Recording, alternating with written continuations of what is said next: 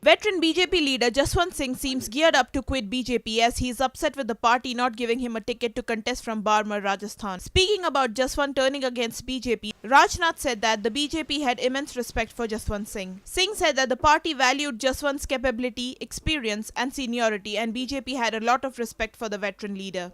तक श्री जसवंत सिंह जी का प्रश्न है, वो हमारे पार्टी के एक सम्मानित नेता हैं और मैं समझता हूं कि उनके सम्मान, उनकी प्रतिष्ठा का मूल्यांकन केवल टिकट और उस के आधार पर नहीं किया जाना चाहिए, बल्कि भारतीय जनता पार्टी उनकी वरिष्ठता, उनके अनुभव, उनकी योग्यता, प्रतिभा, क्षमता का पूरा सम्मान करेगी और हम लोगों के मन में उनके प्रति बेहद सम्मान है।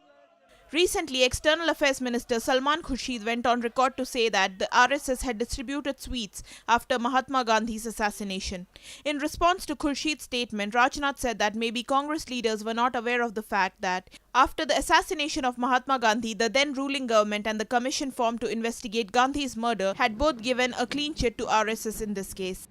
कांग्रेस के मित्रों को इस ऐतिहासिक तथ्य की जानकारी नहीं है कि महात्मा गांधी की हत्या के बाद एक कमीशन बना था। कमीशन ने जांच की और हत्या के बाद ही राष्ट्रीय स्वयंसेवक संघ पर भी प्रतिबंध लगा दिया गया था, लेकिन 6 महीने के बाद सरकार में बैठे हुए लोगों ने कहा कि राष्ट्रीय स्वयंसेवक संघ के ऊपर भी यह आरोप पूरी तरह से बेबुनियाद है।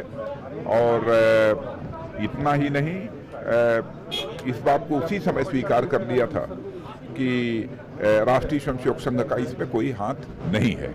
इस ऐतिहासिक तथ्य को समझना चाहिए और केवल मंत्रिमंडल में बैठे हुए जो कांग्रेस के मंत्रिमंडल के सदस्य थे उन्हीं लोगों ने यह नहीं कहा, बल्कि जो कमीशन बना था महात्मा गांधी की हत्या की जांच के लिए, उसने भी इस आरोप को पूरी तरह से बेबुनियाद और निराधार पाया था।